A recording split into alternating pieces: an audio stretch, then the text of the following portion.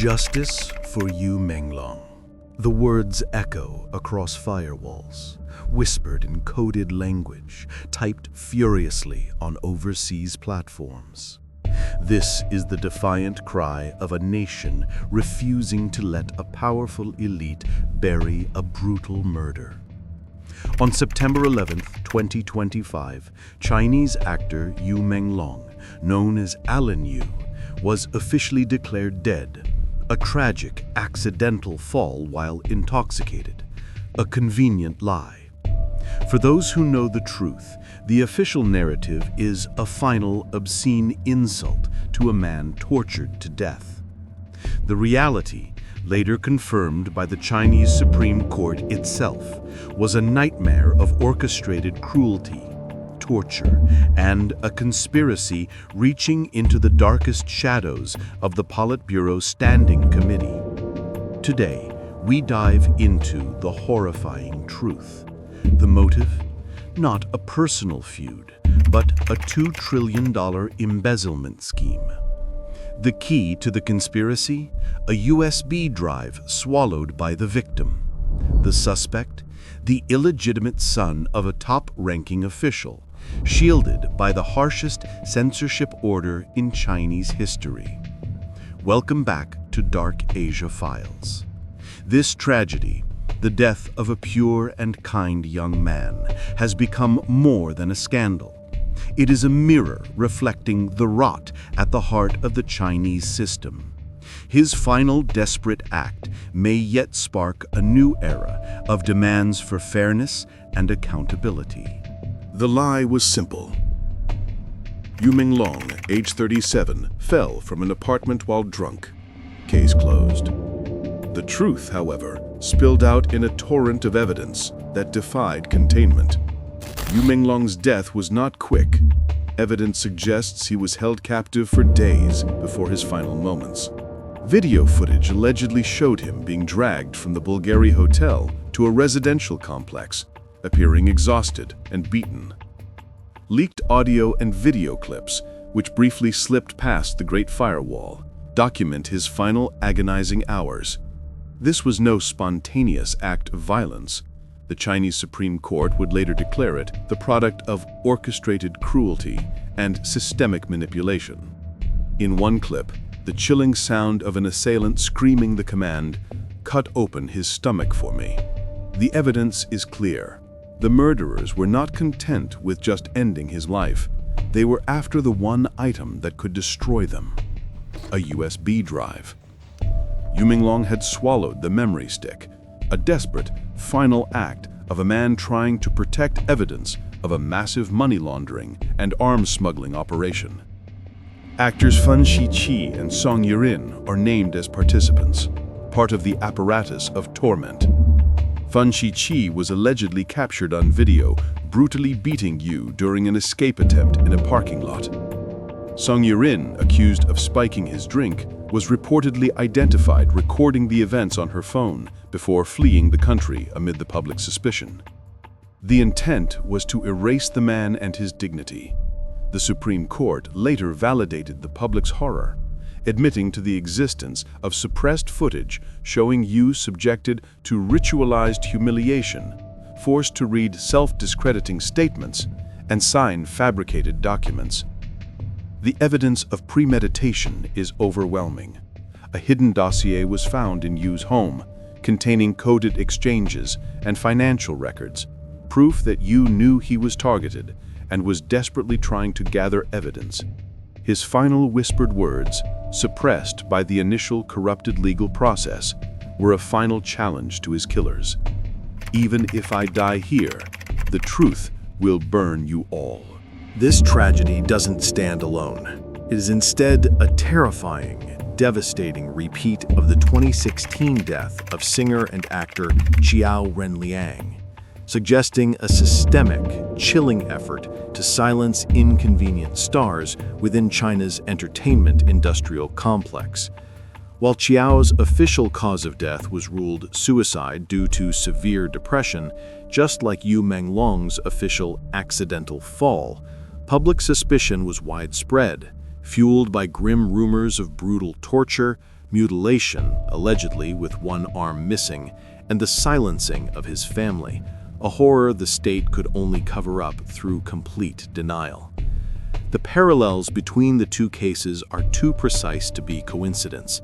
Both were victims of an official narrative of self-inflicted harm or accident that sharply contrasted with public claims of brutal murder and torture, and both were represented by the same talent agency and handled by the same legal firm, with both tragedies also being linked to actress Song Yi-ran. The fact that these two actors, 9 years apart, were connected by the exact same core industry players and the same pattern of violence and state denial suggests a systemic rot, not random misfortune. Why go to these extreme lengths? The answer is staggering: trillions of dollars and the survival of political dynasties. The Chinese entertainment industry is not about art. It is, at its core, a giant washing machine for dirty money. It uses inflated film costs, fake box office sales, and the infamous yin-yang contracts to launder illicit funds. Yu Menglong's USB drive contained the operational details of this money laundering hub.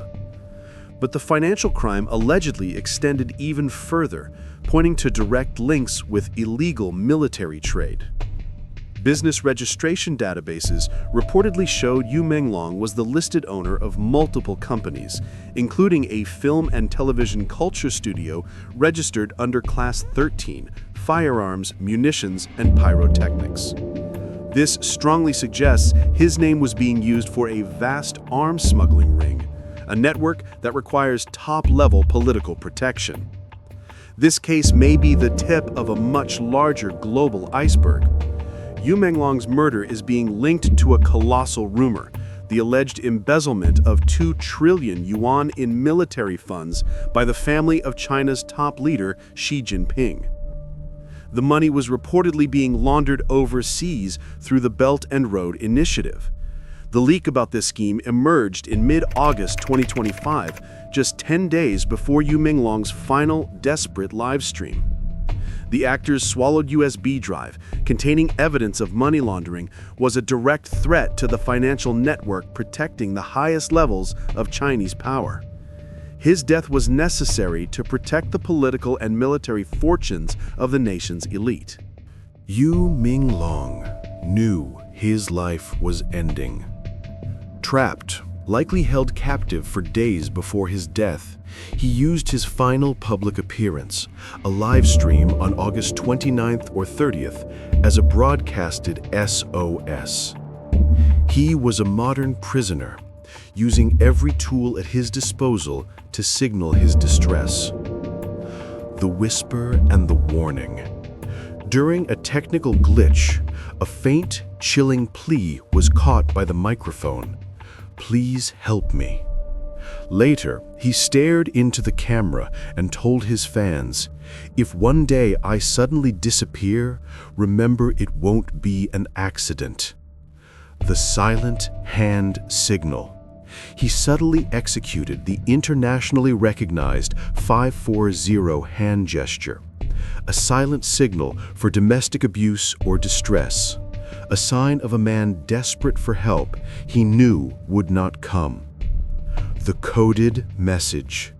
In a stunning act of defiance, he spoke 5 seemingly casual sentences. The first character of each line, when combined, spelled out a devastating hidden message in Chinese: "Today they want me to die." His agency, likely complicit or acting under duress, forcefully cut the stream. He tried to warn the world. 10 days later, he was dead. His final act was an attempt to sacrifice himself to deliver the truth. The identity of the killer, or at least the individual who ordered the attack, is the ultimate secret the CCP is scrambling to protect. While initial scapegoats were staged, a strategy insiders claim was deliberate. The finger of suspicion points to Kai Jia, the alleged illegitimate son of Politburo Standing Committee member Kai Chi. This was a masterful strategy to confuse the public. First wave, 6 figures from the film industry. Second wave, a vague list of 17 names never fully disclosed.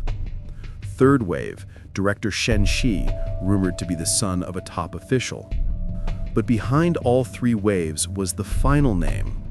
Only someone protected by a top-level leader could escape accountability for a crime this egregious.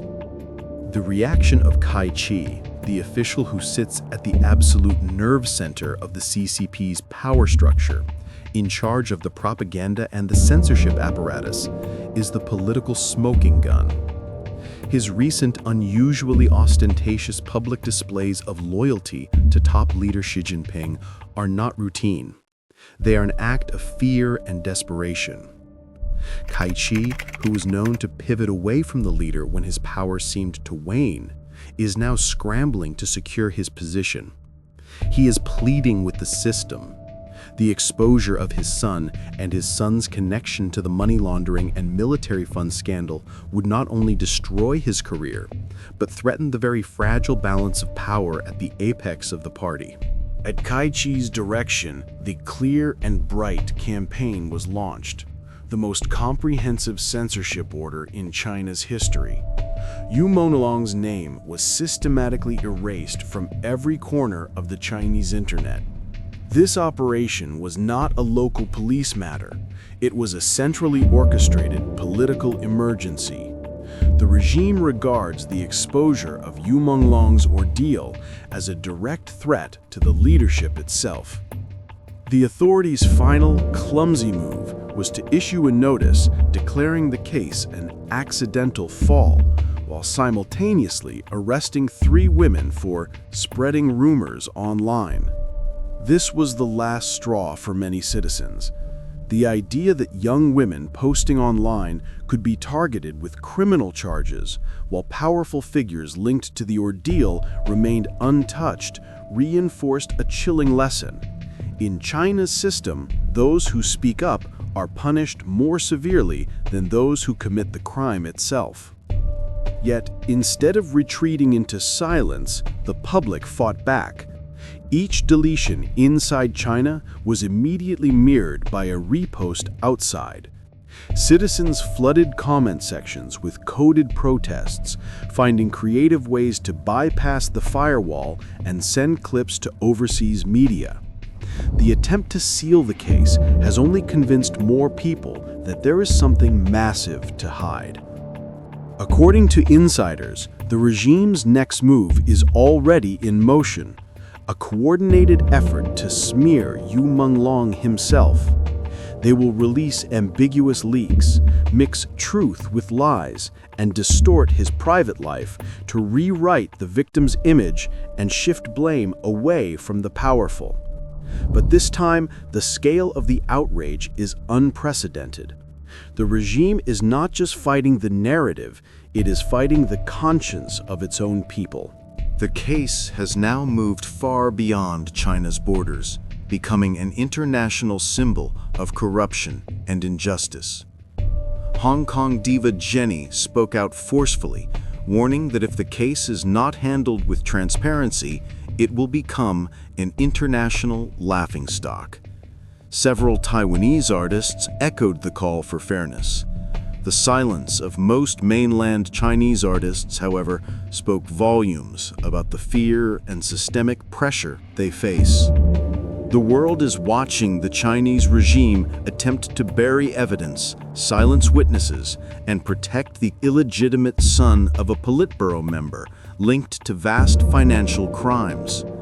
The state's heavy-handed response has solidified the global perception that the CCP prioritizes political survival over basic justice. The authorities cleared and burned the flowers laid by fans outside the building where Yu lost his life. But 2 days later, Beijing was struck by violent storms and hail not seen in 40 years. Citizens said it felt as though heaven itself was angry. The tragedy of Yu Menglong is a mirror reflecting China's deeper contradictions. Despite suffocating censorship, The people's pursuit of truth and justice has become a force that cannot be ignored.